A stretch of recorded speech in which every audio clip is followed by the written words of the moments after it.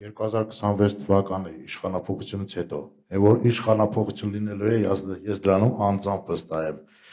Հաշվի առնելով նոյեմբերի 9-ի փաստաթուղթը,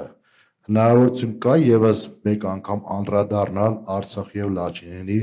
հարցի շուրջ այս վիճակում։ Նայեք, ով էր մտածում, օրինակ 5-6 տարի նույնիսկ առաջ կամ 10 տարի առաջ, որ Ուկրաինայում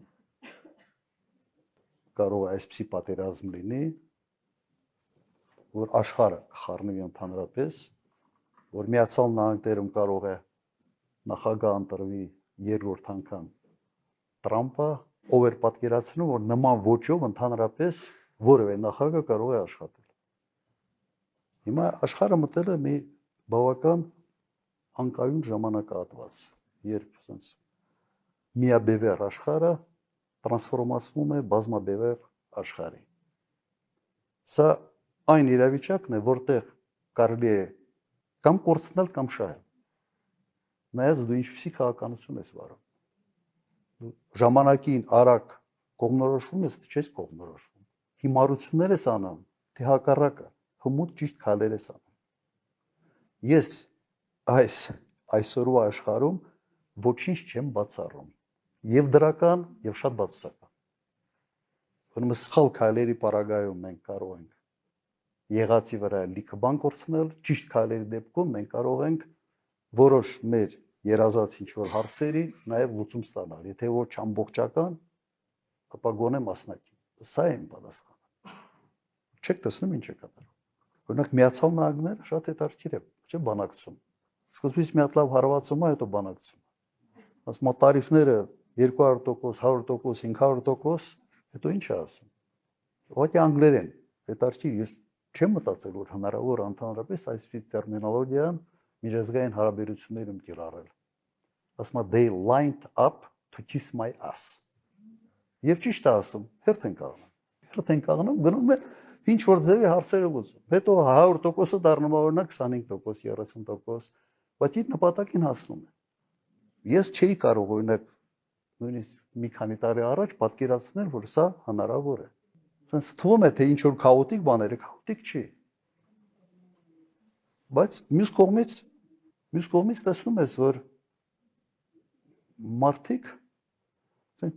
ձևեր չեն թափում։ Էս է իմ նպատակը։ Շատ հստակ այս նպատակին ուզում եմ հասնել։ Եվ ինձ համար ավելի ընկալելի է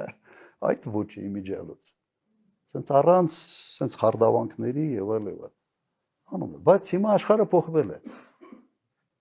Ինչ տեսանկյունից։ Եթե այդ բանակցային սեղանի շուրջ ոնց են նստում հիմա ամերիկացիք։ Սենց կոլտը դնում է սեղանին, ասում է նստենք բանակցենք։ Առաջ կոլտը սեղանին չէին դնում, բայց կոլտը երևում էր։ Բանակցում էին ջանջիջարով, բայց մեկը բոլորը հասկանում են, որ ինչ որ բան պետք է, ինչ ասում են, պետք է խելոք անես, ով որ չի անում հետևանքներ են։ Հիմա աշխարհում հետևյալն է, չինացիները հետ նստում այդ սեղանի շուրջ, չինացիներ իր կոլտն հանում դնում։ Ասում են բանակցենք։ Եվ միանգամից պրագմատիզմը աշխատում է, երկուսն կոլտերը հանում են, սկսում են բանակցել իրար հետ։ Որտեղ այդ ուժ կա դիմացը նստած։ Այլևս դու այդ մենաշնորհը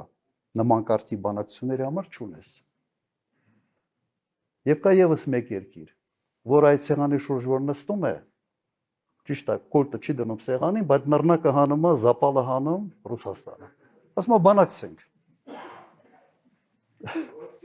Եվ եւս հասնում է նպատակին։ Այո, հետը նստում բանակցում են։ Որտեղ պրագմատիզմը միշտ կա Միացյալ Նահանգների քաղաքականության մեջ։ Ինչի համար եմ ասում։ Նույն Միացյալ Նահանգների հետ միշտ կարելի է շատ ողջամիտ, պրագմատիկ քայլերի շուրջ նստել, խոսալ եւ պայմանավորվել։ Ուրիշ հարց է, թե դու sense այնպիսի վիճակում ես, որ քիչ չի հետաքրքրում քո երկրի շահերը։ Քո համար Տրամպի հետ նկարվելը արդեն մի մեծ բան է, էլի։ Դարակազմիկ մի իրադարձություն է։ Դու գնում ես նկարում, դրա դիմաց քո երկրի շահեր, ուղղակի տալիս ես, մի նկարի դիմաց։ Ահա դուք հիմար չեք, լավ։